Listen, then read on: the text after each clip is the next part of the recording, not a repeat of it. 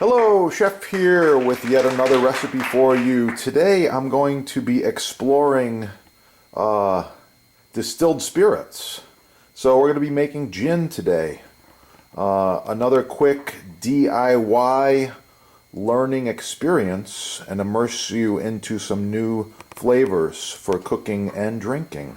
So I really like this Bombay Sapphire gin. It's good stuff. However, it's expensive.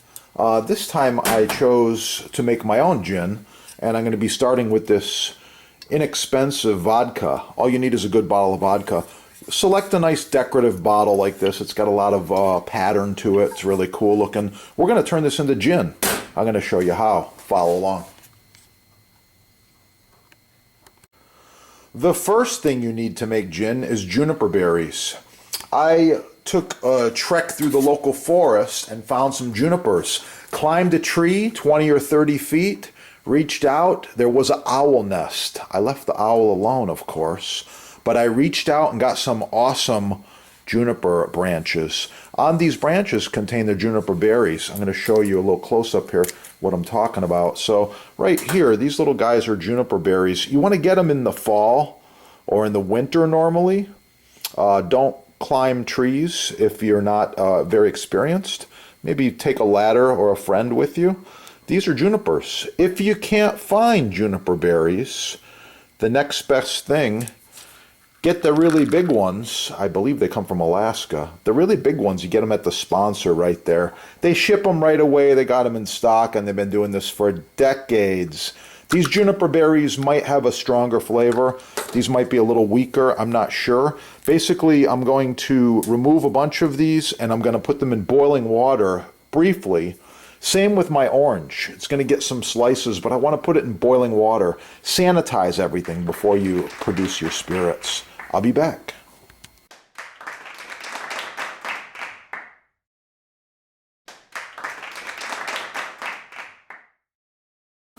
Okay, that water is starting to boil. I'm going to put this orange in there only for a few seconds, and I'm going to move it around. I just want to make sure it's clean and sanitized.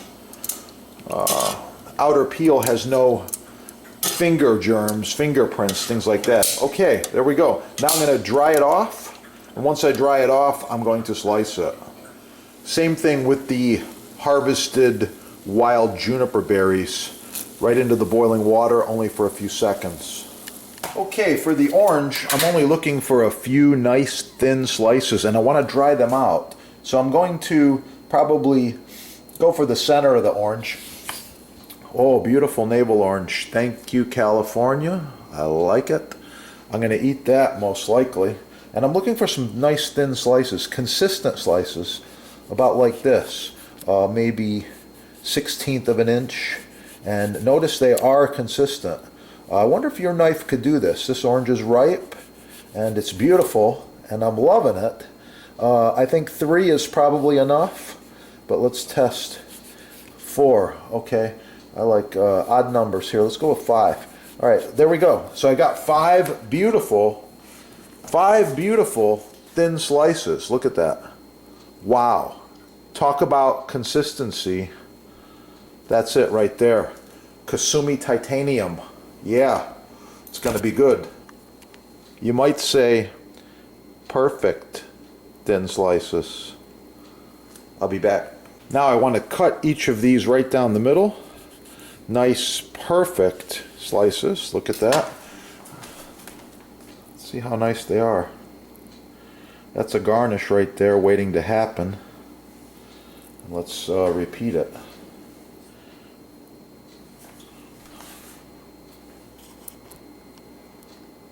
Wow. Now you want to take these slices and a small roasting pan lined with parchment, and just put the slices on the parchment like this.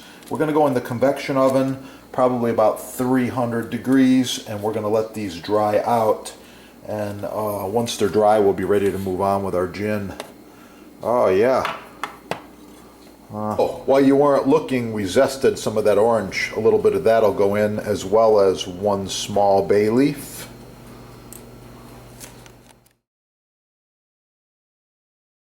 Okay, continuing with the gin recipe here. I've got my dried oranges. They look really nice. Kind of crackling a little bit. It's nice we'll be able to fit them into the bottle. I've got my juniper berries, the large ones. I've got juniper berries, the ones that I put in the boiling water. These are the wild ones that I climbed the tree to get. They're going to be good. Got to be very careful. We don't want any pine needles, no juniper needles in the mixture. And juniper berries come from a juniper tree, which is in the pine family. And you just got to be careful because these branches are also sharp. They'll get you quite sharp. So I've got what I need here now. I'm going to say this is about 1.5 ounces of juniper berries. I've got 1 clove. I've got 1 allspice. I've got about a teaspoon of fennel. It's really, really strong. I've got also 1 bay leaf. Zest from the orange. We're going to start to get this gin going. Twist top. Oh yeah, twist top, you know it's good, right? Drop a comment. So, the first thing I'm going to do is I'm going to remove some of my vodka so that I can fit some more ingredients in here.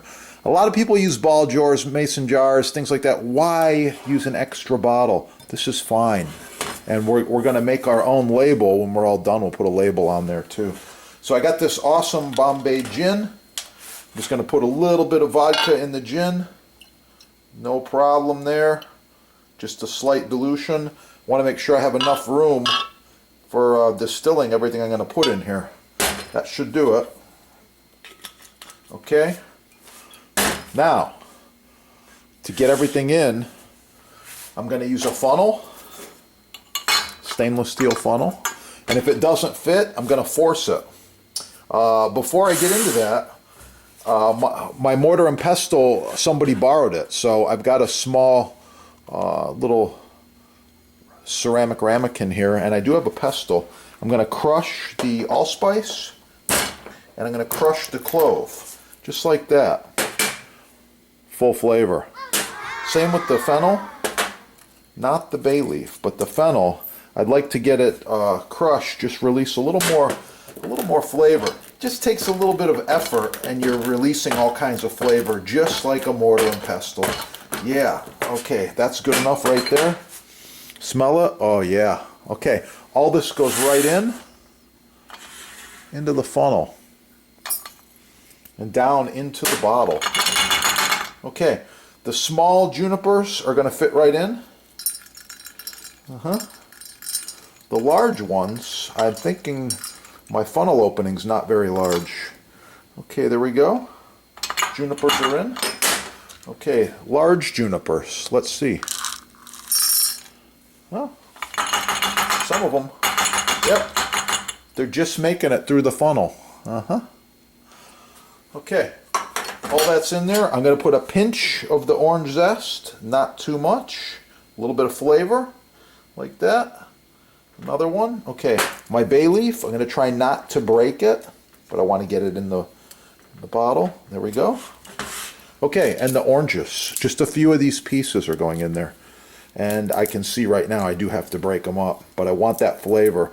And also, I want to point out, when they roasted in my convection oven, they did pick up a little caramelization. That's your word of the day there. Caramelization, which is the natural browning of the sugars in food. Oh yeah, it's going to be good. Get all this in there as much as I can. Okay, I'd like to get at least a few of these in there. What I don't put in here, I'm going to put in a hot tea, and this orange is going to be quite tasty, quite nice. I want to show you the finish. Okay, all of my ingredients are in the bottle. I'm going to put the lid on, and I'm going to manipulate it back and forth a little bit. Oh yeah, you can see what that looks like. It's quite beautiful. And I'm going to add my label. I'm going to call this one Model T Gin.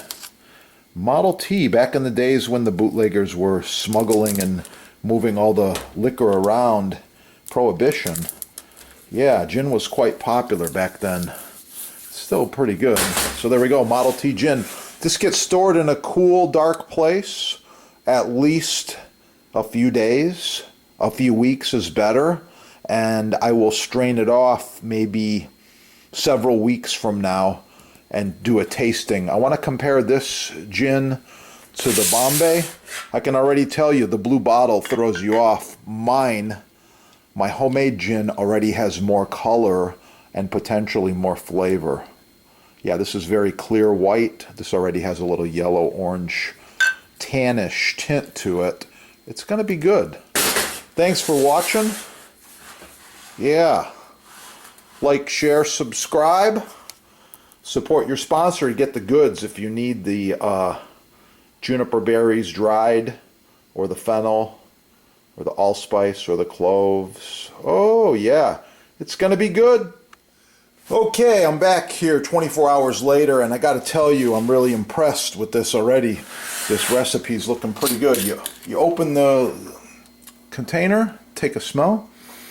Wow. Lots of spiciness. I can smell all of those spices, and it's pretty amazing stuff. Also the color, it's taken on a lot of color in just 24 hours. Wow. And this one, minimal smell. Not a lot of essential flavors popping out like this one. You can see the color too. Blue bottle, but it's clear. Much more flavor. Let's do a quick tasting.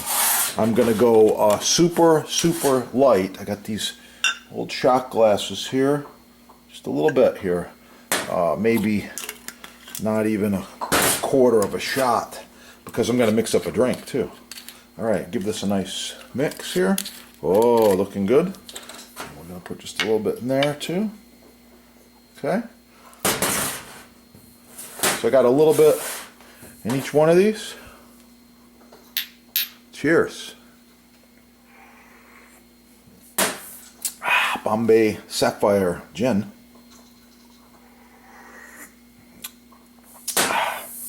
Model T Gin.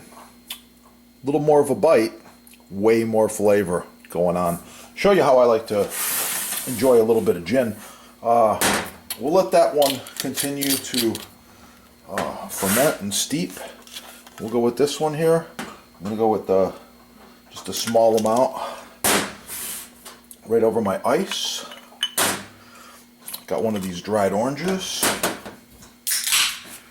and some of that the bubbly. Yeah, it's like tonic water. Good stuff. So that's how I like my gin, or with a lime. And with that, I'm going to leave you to try this recipe. Oh yeah, by the way, I usually cook with this much more than I drink it. Cheers to your health.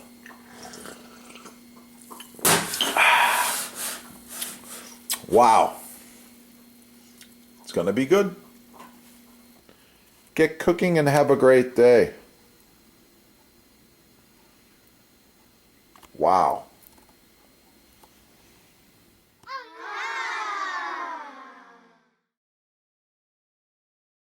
Select Hard Rock Maple is the chef's choice.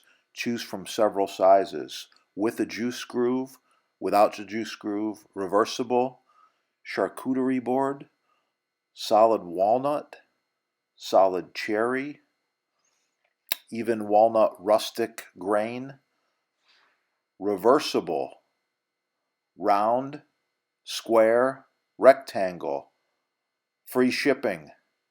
Oh, it's gonna be good.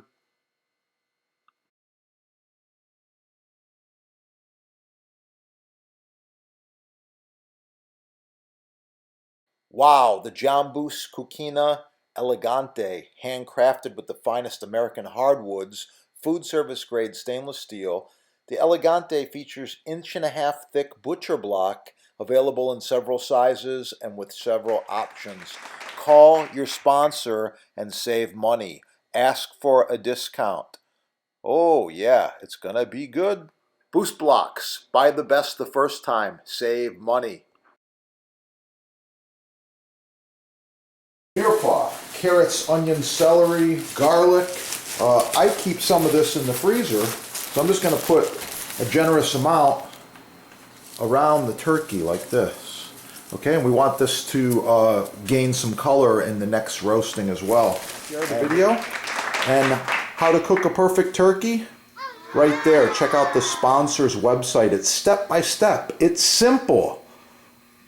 Learn from the chefs. Wow. Get cooking and have a great day.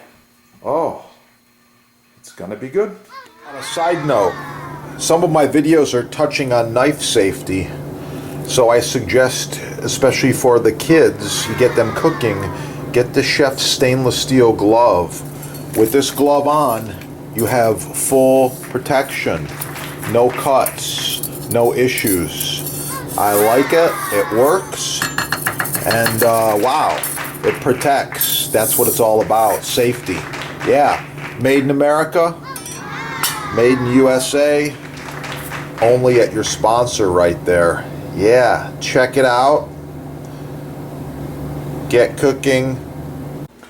Here's a thicker one. This is end grain rock maple.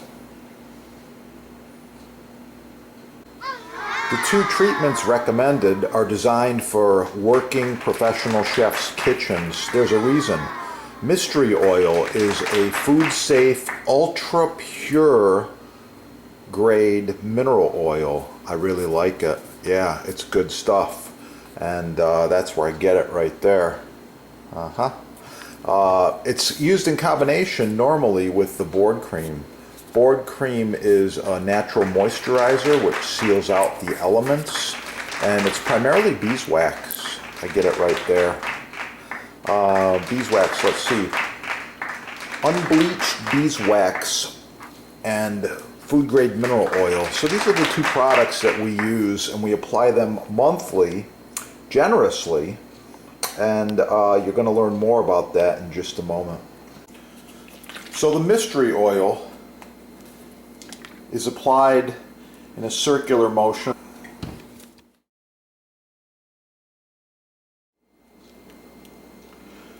So you use an applicator or a plastic bag, work it in a circular motion, do this monthly, and then let it dry overnight is preferred, and you can repeat.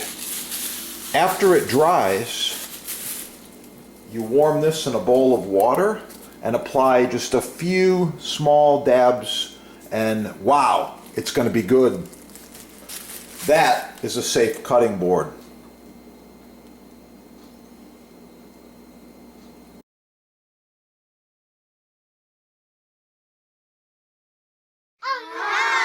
Every knife should be paired with a butcher block throughout the kitchen.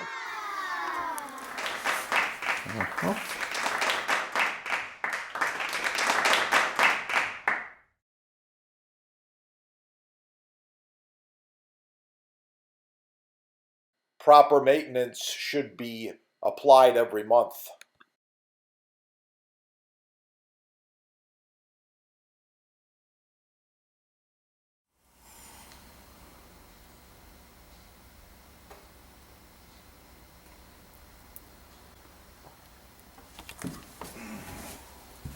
The finished loaves.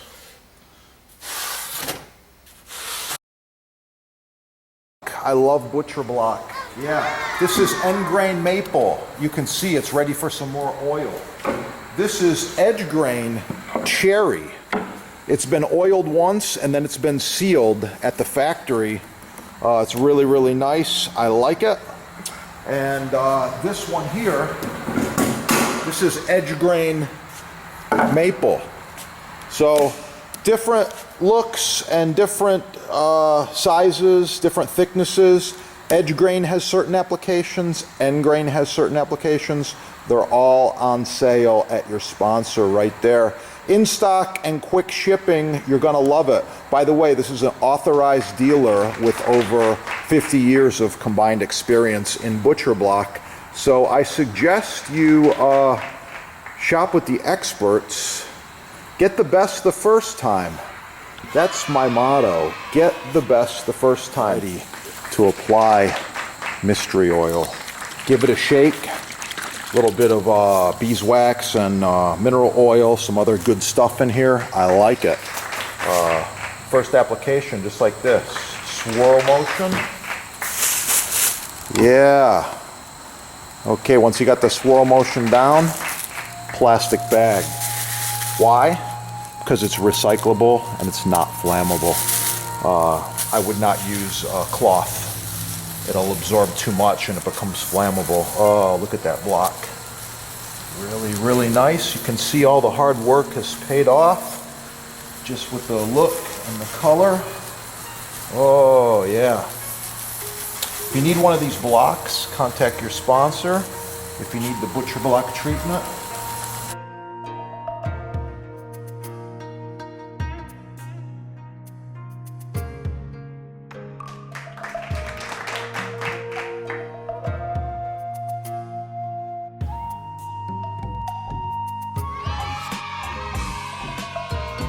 Okay, I'm in the kitchen. I've got this fresh basils looking really, really nice there. I've got a razor sharp knife. You're wondering just how sharp this is, right?